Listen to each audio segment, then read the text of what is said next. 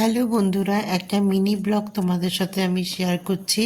তোমরা কিন্তু এই ব্লগটা দেখো। একটা বৃষ্টি ভেজা দুপুরবেলা হঠাৎ করে মাথায় খেয়াল হলো যে কোথাও ঘুরতে যাব, এবং সেটা যাওয়ার জন্য দক্ষিণেশ্বর হয়ে কিন্তু যেতে হবে। আর দক্ষিণেশ্বরের মেট্রোটা হয়ে গিয়ে সত্যিকারের আমাদের তো খুবই সুবিধে হয়েছে। তো এই বৃষ্টি হচ্ছিল বাইরে, তখন আমরা দুই বন্ধু মিলে ভাবলাম যে আজকে কোথাও যাব। তো আমরা বেরিয়ে গেছিলাম এবং দক্ষিণেশ্বর হয়ে মেট্রো স্টেশনে, বুঝতেই পারছো আগেও অনেক ভিডিওতে আমি দক্ষিণেশ্বর মেট্রো স্টেশন দেখিয়েছি, এবং যারা গেছো তারা তো জানোই সেটা। তো এখানে ভিডিও করতে খুব ভাল লাগে। এই মেট্রো স্টেশনটা খুব সুন্দরভাবে ডেকোরেট করা। এখানে স্বামী বিবেকানন্দ, মা শারদা, মা পরমহংসদেব সবাইকে প্রণাম জানিয়ে আমরা ওখান থেকে বেরিয়ে পড়লাম। আমরা গেছিলাম আলামবাজারে, হচ্ছে শ্যাম মন্দির। এটা আমি অনেক ভিডিওতে দেখেছিলাম, তো আমি ভাবলাম যে আজকে যাব।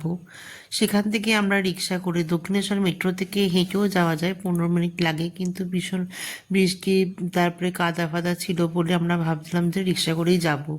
রিক্সা করেই কিন্তু আমরা সেখানে পৌঁছে গেছিলাম। এটা শ্যাম মন্দিরের বাইরের গেটটা। এখানে গেটটা তো খুব বিশাল ছিল, এবং সামনে থেকে কিছু ফটো ভিডিও আমরা তুলেছিলাম। তারপরে একটুখানি দূরে গিয়েও পুরো মানে গেটের যে ভিউটা সেটা আমরা পেয়েছিলাম। আস্তে আস্তে আমরা ঢুকে গেছিলাম। এবারে ঢুকে গেছিলাম, কিন্তু ওখানে ফটোগ্রাফি একদম নাকি অ্যালাউ ছিল না। এখানে সামনে একটা স্টল ছিল, এখানে ঠাকুরকে প্রসাদ দেওয়ার জন্য অনেকে এখান থেকে মিষ্টি কিনছিল, তারপরে ফুলের মালা ছিল, আতর ছিল, যেগুলো শ্রীকৃষ্ণের খুবই প্রিয় জিনিস।